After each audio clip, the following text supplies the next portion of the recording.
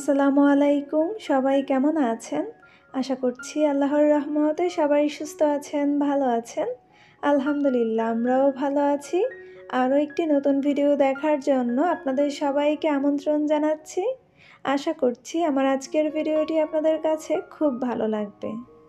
আজকে সকাল সকাল স্পেশাল নাস্তার আয়োজন চলছে। তার কারণ হচ্ছে আজকে আমার একমাত্র রাজকন্যার জন্মদিন, মানে 5ই ফেব্রুয়ারি শিফার জন্মদিন। সেই দিনেরই ব্লগটা আমি এতদিনে শেয়ার করছি। তার কারণ হচ্ছে ব্লগটা আসলে আমার মনের মতো হয়নি, তাই আমি শুধু ভাবছিলাম যে শেয়ার করব না করব না। এডিটিং করে রেখে দিয়েছি, অথচ ভয়েস ওভার করিনি। একবার মনে হচ্ছিল না থাক শেয়ার করব না, আবার মনে হচ্ছিল যে এটা যদি শেয়ার না করি তাহলে আমি আরেকটা ব্লগ শেয়ার করতে করতে অনেক বেশি দেরি হয়ে যাবে। তার থেকে ভালো যা হয়েছে হয়েছে, এটাই একটু ভয়েস ওভার করে শেয়ার করে দিই আর বকবক করে আমার মিষ্টি মিষ্টি আপুদের মাথা খারাপ করে দিই। আমার আপুরা সবসময় বলে, আপু শুধু তোমার কথা শুনতে চাই। এই কয়েকদিন মনে হয় মহান আল্লাহ আমার প্রতি অনেক বেশি খুশি ছিলেন, তাই পরপর 2 দিন আমার বাসায় মেহমান পাঠিয়েছেন। 4 তারিখ এবং 5 তারিখ 2 দিনই আমার বাসায় মেহমান ছিল। 4 তারিখে যেই মেহমান এসেছিলেন উনি ছিলেন, আর 5 তারিখে যেই মেহমান এসেছিলেন ওনারা আবার চলে গিয়েছিলেন। আমাকে একটু দেখতে এসেছিলেন আর কি, আমার রিলেটিভ খুব কাছের। যাই হোক, তাই আমি ভিডিওটা খুব ভালোভাবে করতে পারিনি, তবে এটা নিয়ে আমার কোনো আফসোস নেই। আমার বাসায় মেহমান এসেছে, তাতে আমি অনেক বেশি খুশি। আজকে শিফা বাসায় আছে, ওকে আর আজকে স্কুলে দেইনি। ও আগে থেকেই বলছিল, মা আমার যেদিন বার্থডে হবে সেদিন আমি বাসায় থাকতে চাই, আমি সারাদিন তোমার সাথে সময় কাটাতে চাই। তাই মনে হলো ঠিক আছে, মেয়ের ইচ্ছেটা পূরণ করি। তাই আজকে আর ওকে স্কুলে দেইনি, মা মেয়ে সকালের নাস্তাটা একসাথেই করে নিব। সকালের নাস্তার জন্য আমি কলিজা দিয়ে বুটের ডাল রান্না করেছি, আর এদিকে হচ্ছে 2টা ডিম ভেজে নিয়েছি, আর সাথে ফ্রোজেন পরোটা ভেজে নিয়েছি। বাস এইটুকুই, আর কিছু না। আপনারা যারা এখন আমার ভিডিওটি দেখছেন, প্লিজ আমার ভিডিওটিতে একটা লাইক দিয়ে দিবেন।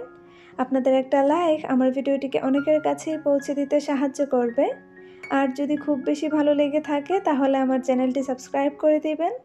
সাবস্ক্রাইব করে পাশে থাকা বেল বাটনের অল অপশনটি প্রেস করে দিবেন, যাতে করে আমি কোনো ভিডিও ছাড়ার সাথে সাথেই আপনার কাছে নোটিফিকেশন চলে যায়। আর যারা অলরেডি এই কাজটি করে দিয়েছেন, আপনাদের সবাইকে অসংখ্য ধন্যবাদ। নাস্তা করছি আর আপনাদের ভাইয়ের সাথে ফোনে কথা বলছি। আজকে ফোন দিয়ে বলছে আমার আম্মুকে দাও, ওকে বার্থডে উইশ করি। তো প্রথমেই মেয়েকে উইশ করেছে, তারপর আমার সাথে কথা বলছে।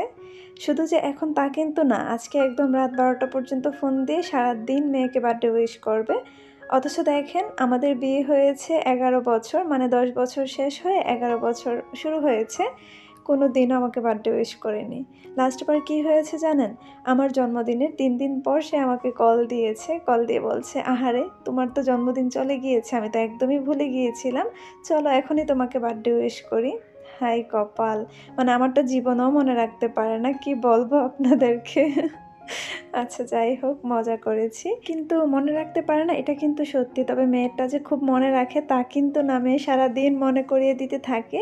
মানে যখন ওর জন্মের মাসটা শুরু হয় তখন থেকেই সে বলতে থাকে যে ওর বার্থডে ও সারাদিন মনে করিয়ে দিতে থাকে।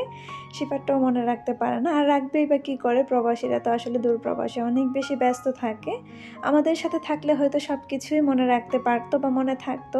তো ওইখানে তো আর এত ব্যস্ততার মাঝে এগুলি কখন মনে রাখবে এটা বুঝতে পারি, তাই কখনো অভিমান করি না আর কি। আমার মেয়ে আমার হাতের বানানো কেক ছাড়া সে কেক খাবে না, তাই ওর প্রতিটা জন্মদিনে আমি ওর জন্য কেক বানিয়ে থাকি। আর সবসময় চেষ্টা করি 2টা কেক বানানোর জন্য, একটা হচ্ছে ভ্যানিলা স্পঞ্জ কেক আর একটা হচ্ছে চকলেট স্পঞ্জ কেক। শিফা চকলেট স্পঞ্জ কেকটা বেশি পছন্দ করে, আর আমরা সবাই হচ্ছে ভ্যানিলা স্পঞ্জ কেকটা বেশি পছন্দ করি। তাই মেয়ের পছন্দ মাথায় রেখে ওর জন্যও বানাই, আবার আমাদের জন্যও বানাই। আমি সবসময় আমার ভিডিওতে বলি আমার ভিউয়ার্সরা অনেক বেশি বুদ্ধিমতী। আমার না বলা কথাগুলোও যেন আপনারা কিভাবে বুঝতে পারেন আমি বুঝি না। প্রায় সময় আমার আপুরা ভিডিওতে কমেন্ট করে থাকেন, আপু তুমি শিফাকে খুব ভালোবাসো, খুব আদর করো, তাই না? আমি শিফাকে অনেক বেশি ভালোবাসি, অনেক আদর করি। তার কারণ হচ্ছে আমি আমার এই কিউট ছোট্ট পরীটাকে মহান আল্লাহর কাছে না চাইতেই পেয়েছি। আলহামদুলিল্লাহ, আলহামদুলিল্লাহ।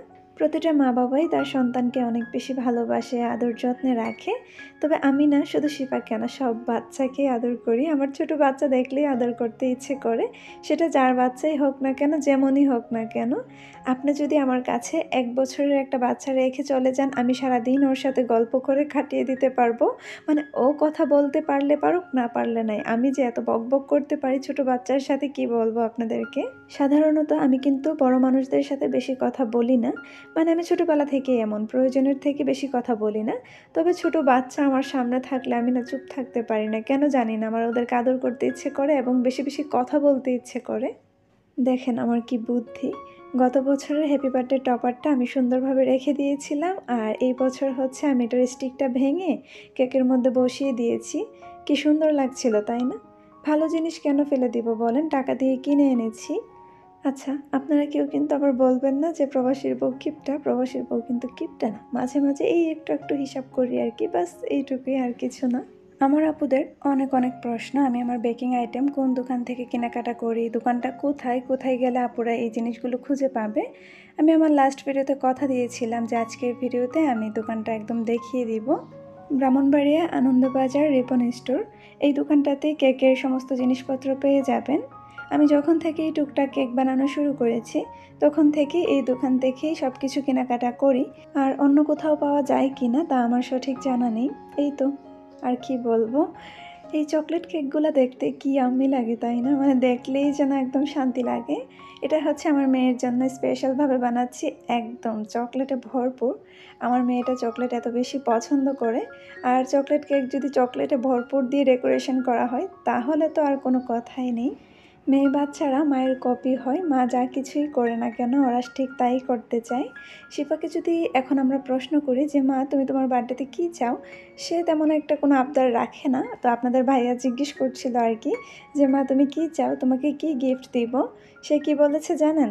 যে বাবা আমাকে কিচ্ছু দিতে হবে না, আমাকে শুধু মায়ের মতো বোরখা কিনে দাও তাহলেই হবে, আর কিছু লাগবে না। ছোট বাচ্চাদের বোরখা কিন্তু তেমন একটা অ্যাভেলেবেল পাওয়া যায় না, আর দুই একটা পাওয়া গেলেও আবার ডিজাইন পছন্দ হয় না, দেখতে ভালো লাগে না। আমি অনেক খোঁজাখুঁজি করেছি, মানে কিছু মার্কেটে খুঁজেছি, যখন পাইনি তখন আমি কাপড় কিনে বানাতে দিয়েছি টেলার্সের কাছে। এখন উনি ঠিকঠাকভাবে বানালেই হলো, কোনো ভুল যেন না করে, আমি সেটাই দোয়া করছি বারবার। আমার ঢঙ্গি মেয়েটা মানে বোরখার পাগল, এখন শুধু মা যা করে সেও তা করতে চায়, মার মতো হতে চায়। একদিন আমি ওকে বলছিলাম যে শিফা তুমি বড় হও, তারপর মার সবগুলো বোরখা তোমাকে দিয়ে দিব। কি যে খুশি হয়েছে, আর বলছিল মা সত্যি তুমি আমাকে দিয়ে দিবে। এখন সে অধীর আগ্রহে বসে আছে সে কখন বড় হবে আর মার সমস্ত বোরখায় হামলা চালাবে। কিচেন সেট দিয়ে খেলতে শিফা অনেক বেশি পছন্দ করে। আমার খুব ইচ্ছে ছিল শিফাকে খুব বড় একটা কিচেন সেট কিনে দিব, তবে আমি কোথাও খুঁজে পাইনি, এই ছোটোটাই পেয়েছি। এটা ছোট হলেও কিন্তু দেখতে অনেক বেশি সুন্দর। সেট করা ছিল না, তাই মা মেয়ে বসে এখন সেট করে নিচ্ছি। এই ছোট্ট কিচেনটা সেটিং করতে মোটামুটি অনেকটা সময় লেগে গিয়েছে। দেখতে সহজ মনে হলেও কাজটা কিন্তু মোটেও সহজ ছিল না।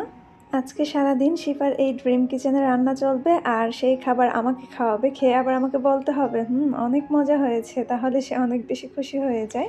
ঠিক এই মুহূর্তেই আমার বাসায় মেহমান আসে, তারপর আমি আর তেমন কোনো ভিডিও করিনি। শিফার জন্মদিনে আহামরি তেমন একটা কোনো আয়োজন করা হয় না, আর আমার করার তেমন কোনো ইচ্ছেও নেই। এই দিনটাকে ঘিরে আমি যা কিছুই করি না কেন এটা হচ্ছে শুধুমাত্র আমার মেয়েকে স্পেশাল ফিল করানোর জন্য, তাছাড়া আর কিছুই না। ব্যস্ততার কারণে পায়েস রান্না করতে পারিনি, এখন হচ্ছে সন্ধ্যার পর আমি ঝটপট করে পায়েসটা রান্না করে নিচ্ছি।